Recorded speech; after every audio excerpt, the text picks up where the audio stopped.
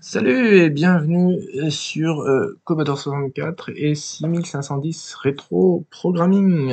Willkommen, welcome. La chaîne de programmation francophone en langage machine sur Commodore 64. Ici, on s'amuse avec le code, le codage et non pas les jeux sur Commodore 64. C'est la chaîne des grands garçons. Écoutez, on va aujourd'hui continuer cette série des tutos pour apprendre à réaliser des scrollings. Je vous ai appris quelques petites techniques de base. Vous savez maintenant comment ajouter de la couleur. Là, maintenant, on va ajouter un petit effet visuel beaucoup plus sophistiqué. Vous allez comprendre. Je vous regardez le scrolling tout en bas. Allez hop, j'appuie. Haha. On dirait presque du tango. Voilà.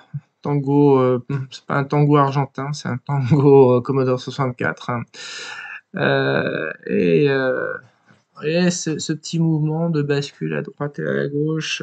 Alors, hop. Si on rajoute de la, allez, 53 280,0, hop, vous voyez, je mets mon cadre noir, je rajoute un cadre noir, et qu'est-ce que je peux rajouter? 53 269. Ceux qui savent, c'est... tac, le sprite. Tout ça avec des pics et des pocs. C'est fantastique, n'est-ce pas? Et puis hop, je fais un petit truc comme ça. 192, 193. Amusant, hein, voilà, on est presque... Le Commodore 64 est hanté. Alors voilà, ce qu'on va faire, vous le voyez ici, c'est ce qui se déroule en bas de l'écran. C'est ce défilement à droite et à gauche. On va l'intégrer dans notre scrolling, mais avant de l'intégrer, il faut comprendre comment ça fonctionne. Et puis accessoirement, je vous montrerai comment ajouter les petits sprites, mais ce ne sera pas l'objet de la leçon. Que vous dire attendez, je vais remodifier 2-3 petites choses pour que vous voyez bien. Alors là, le sprite disparaît. On va le laisser, il était mignon.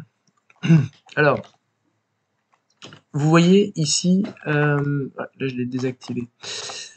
Alors, vous voyez ici en bas cette petite tache noire qui se trouve à droite et à gauche, ça correspond à des caractères. En fait, c'est parce que nous avons utilisé un registre particulier qui est le registre, alors, si je ne me trompe pas, non, hop, ça, c'est des, j'appuie, D016, D016 en hexadécimal, c'est un registre de contrôle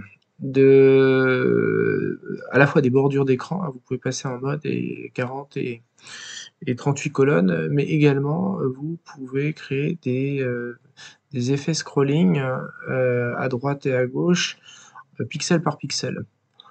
Et donc, ce qui se passe, c'est que j'ai utilisé ce registre, en quelque sorte, je l'ai bloqué pour réaliser ce petit effet qui va à droite et à gauche, en faisant appel à ce qu'on appelle les interruptions raster, du faisceau raster. Le raster, c'est un faisceau de balayage qui parcourt l'écran du haut vers le bas, et lorsqu'il arrive à cette ligne, juste avant, vous voyez les lettres, ça correspond à la ligne 242, et bien à ce moment-là, j'active ce registre de telle sorte qu'on ait cet effet à droite et à gauche. Vous allez comprendre quand je vous montrerai le code source. À tout de suite.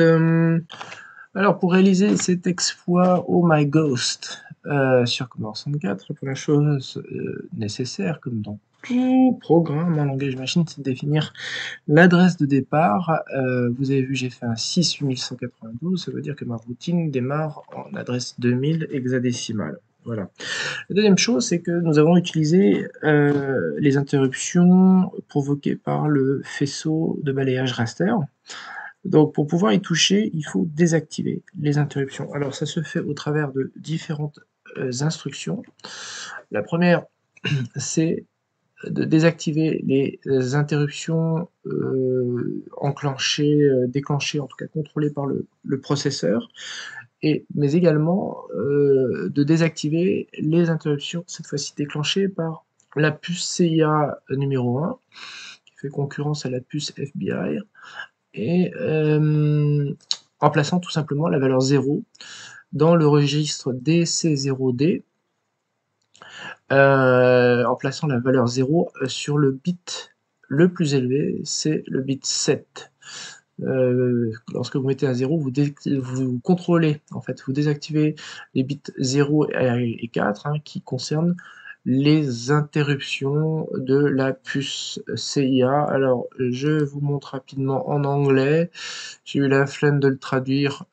J'ai pas trouvé quelque chose d'équivalent en français. D'ailleurs, si vous connaissez des choses équivalentes en français, je suis preneur, hein. J'ai rédigé moi-même mes textes là-dessus, mais bon, sont pas forcément fabuleux. Vous voyez ici, c'est l'adresse DC0D, et on voit que ici, on vous indique bien que en plaçant la valeur 0 dans le bit 7, eh bien, ça désactive les bits 0 à 4 qui concernent tous toutes les interruptions. Voilà. Les bits 5 à 6 ne sont pas utilisés. Alors, une fois qu'on a désactivé les interruptions propres à la puce CA, qu'est-ce qu'on a fait? Eh bien, on a utilisé également le fait que le bit 7 était désactivé pour placer cette valeur dans le registre D011. Le registre D011, c'est le registre de contrôle et de lecture, hein, des positions du faisceau raster, en tout cas le bit 7, qui correspond au 8e bit du faisceau raster. Le faisceau raster parcourt l'écran, hein, sur plusieurs lignes qui vont au-delà de la valeur 255, et donc le bit 7 du registre D011 va servir de 8e bit de contrôle et de lecture du faisceau raster. Donc on va le désactiver parce que nous n'utiliserons que les lignes comprises entre 0 et 255. Nous n'essaierons pas de contrôler le faisceau raster au-delà de cette ligne 255, donc on le désactive.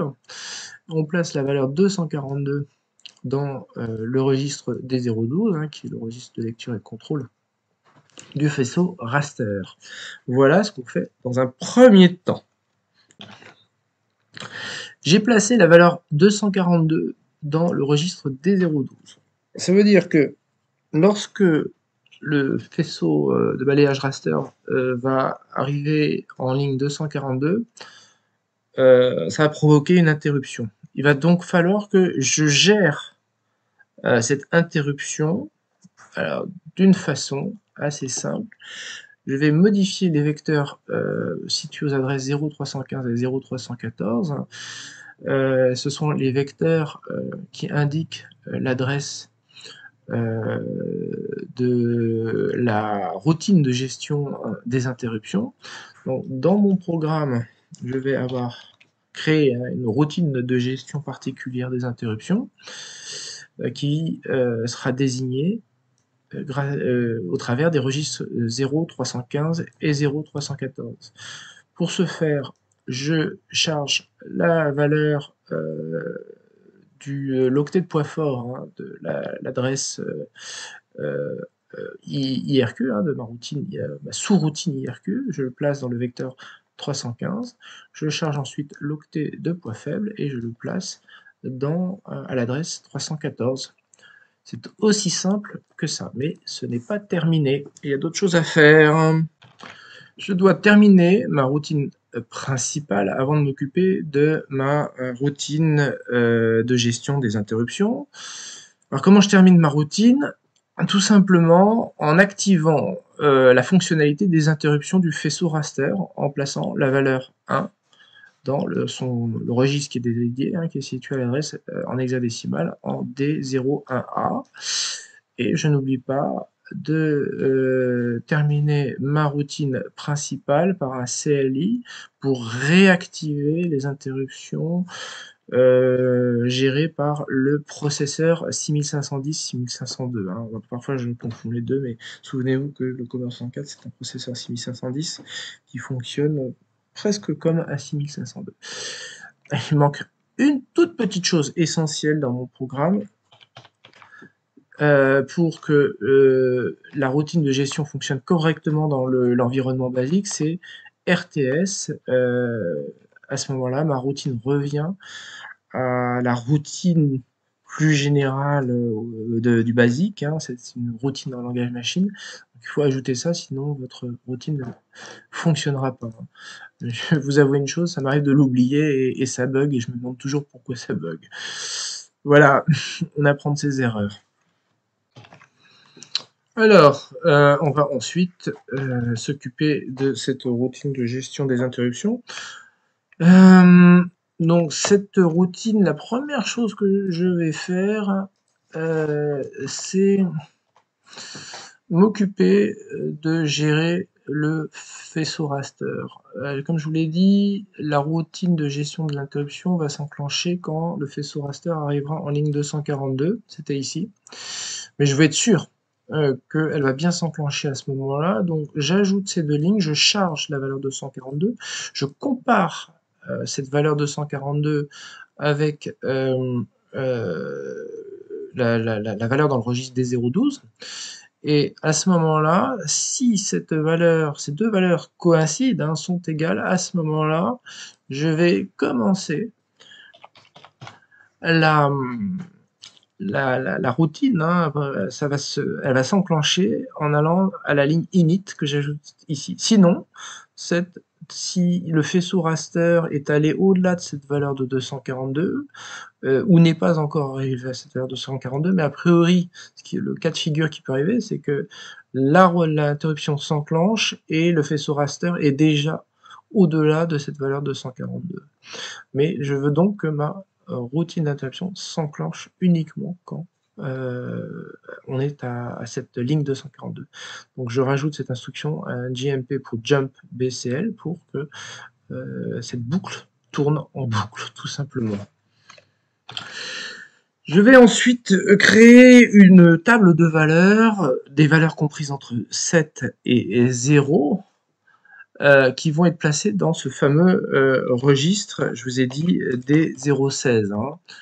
Alors, comment je fais ça? Bon, je l'ai intitulé chargement. Cette partie de la routine, je vais charger les valeurs, comme je vous ai dit, dans cette table que j'aurai créée. Ça va être indexé sur la base de X, et quand ces valeurs sont chargées, elles sont placées ici, au travers de cette instruction STA, dans la valeur des 016. Donc, il me manque quelque chose ici, dans mon code, il faut que j'ajoute une valeur à X, 0, voilà, qui va, je pars d'une valeur de x0, et ensuite je vais comparer, c'est pareil, je vais charger la valeur dans le registre des 012 pour m'assurer que je suis mon faisceau raster est toujours bien à certaines lignes. Tant que le faisceau raster est à la même ligne, eh bien, nous allons faire en sorte que ça tourne en boucle. Donc, si je suis en 242, une valeur va être chargée à la ligne... pardon, excusez-moi. Si le faisceau raster arrive à la ligne 242, à ce moment-là, une valeur est placée en D016, et tant que le faisceau raster est en ligne 242, eh bien, ceci tourne en boucle et n'exécute pas le reste du code. Pareil quand la ligne 243 sera atteinte, 244, etc., etc. Quand le faisceau raster a atteint une nouvelle ligne, hein, il est passé de la ligne 242 à 243 ou de 243 à 244, etc., etc., eh bien à ce moment-là, le code peut continuer à s'exécuter. Très naturellement, on indexe, on incrémente le registre X, on vérifie qu'il n'a pas atteint une valeur qu'on a choisie. Ici, cette valeur 32 correspond au nombre de valeurs dans ma table, hein, tout simplement. Bon, voilà, je vous montrerai un peu plus tard à quoi elle ressemble cette table. Et tant que cette 32e valeur dans la table n'est pas atteinte, eh bien, à ce moment-là, ça tourne en boucle, ça revient à cette ligne chargement qui est la même que la ligne init, hein. J'aurais dû, c'est peut-être pas forcément très très clair. Hop, ce qu'on peut faire, je supprime ça, ce sera plus clair pour les débutants. Voilà. Et le code peut continuer à ce moment-là. Tout simplement, j'ajoute 2 lignes qui vont remettre dans le registre D016 la valeur par défaut. C'est pour ça que vous avez vu sur les côtés ces espèces d'encoches à droite et à gauche. C'est-à-dire que le registre D016 n'est modifié que lorsque le faisceau raster est entre les lignes 242 et 240 et 250 en fait, hein, ça correspond aux dernières lignes visibles sur le cadre de l'écran du Commodore 64. Et le code peut à ce moment-là continuer. Alors il continue comment? Tout simplement en modifiant cette table de valeurs que j'ai créée pour justement provoquer cet effet de vacillement. Alors voilà ce que j'ai fait. Bon, toujours X va me servir de compteur. Je vais charger les valeurs qui sont dans cette table et les décaler donc de la droite vers la gauche, et j'indexe X à chaque fois pour que la copie s'opère. Je compare cette copie sur 32 et je charge la toute première valeur de ma table et je la copie sur l'octet, le dernier octet de ma table. Alors, je vais vous montrer à quoi ressemble maintenant cette table. Alors, cette table ressemble à ceci. Elle est très très simple, comme vous le voyez. Elle est composée de chiffres, de valeurs entre 0 et 7. Elle commence par la valeur 7, se poursuit avec la valeur 6, ça décrémente progressivement. J'ai rajouté 2 valeurs à chaque fois, et ensuite, une fois que les valeurs sont arrivées à 0, elles repartent à nouveau à partir de 0 pour s'incrémenter cette fois-ci et passer de 0 à 7. Si vous vous souvenez, dans ma routine, je la montre à nouveau ici, je charge ces valeurs progressivement. J'estime que à chaque ligne de faisceau raster, 2 valeurs sont chargées en fait. Ici, quand ça débute, c'est en valeur 7. Ensuite, c'est en valeur 6 pour la ligne 243, pour la ligne 244, etc., etc., etc. Alors, parfois un petit peu plus. C'est bon, c'est une gestion un peu à la louche, hein. On ne contrôle pas toujours tout très bien. Et ces valeurs sont placées dans le registre D016. C'est un placement de valeurs un peu à la sauvage, à la hussarde, parce que normalement, quand vous modifiez un registre de contrôle vidéo du Commodore 64, d'une manière générale, même tous les registres de contrôle, il vaut mieux utiliser les fonctions, les instructions aura et AND pour s'assurer qu'on ne désactive pas des bits trop importants. Ici, là-dedans, il faut savoir que vous avez que quelques bits importants qui ont une incidence. C'est le bit 0, évidemment, le bit 1, le bit 2 et le bit 3. J'espère que j'en ai pas oublié. Alors, le bit 3 va contrôler le registre, comment dire, le mode, plus exactement, pas le registre, le mode 40 colonnes ou le mode 38 colonnes. S'il est activé, le bit 3, ça veut dire que vous êtes en mode 40 colonnes, et s'il est désactivé, eh bien, vous êtes en mode 38 colonnes. Et ensuite, les bits 0, 1, 0, 1 et 2 vont contrôler des décalages à droite et à gauche de l'écran. Vous voyez ici, quand je charge la valeur C8, ça désactive tous les bits de 0 à... ça désactive les bits 0, 1 et 2, et ça réactive le bit 3. Et ça replace cette valeur par défaut dans le registre des 0,16. Donc mes valeurs sont chargées. À chaque fois, je charge une valeur, je vérifie que mon faisceau raster est toujours au même endroit avant de recharger une nouvelle valeur. Quand le faisceau raster a changé de position, à ce moment-là, on recharge une nouvelle valeur. Voilà. Voilà comment fonctionne cette table. Mais la routine de gestion des interruptions n'est pas terminée pour autant. Il manque quelque chose. Il manque deux choses en fait. La première, c'est indiquer un registre particulier du Commodore 64. Il faut lui indiquer que l'interruption du faisceau raster était voulue, était recherchée. Sinon, ça perturbe la gestion des interruptions. Et ensuite, il faut que je revienne à la routine de gestion normale des interruptions du kernel en fait. Si je ne le fais pas, le basique va pas fonctionner correctement. Le kernel ne va pas fonctionner correctement, mais le basique non plus. Alors, j'ajoute ces deux lignes.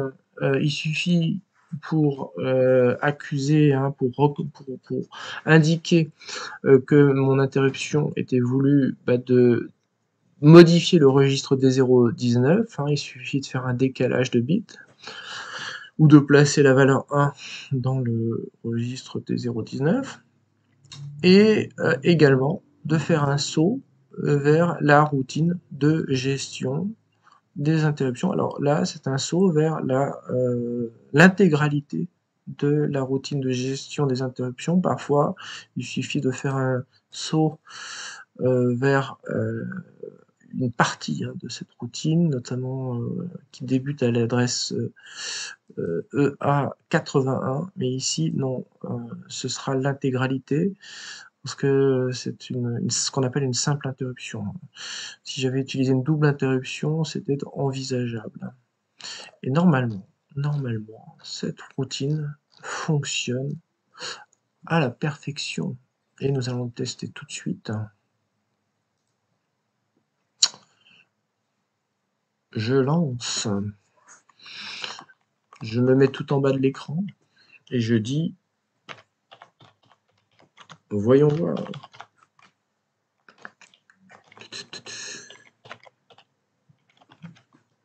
Attention.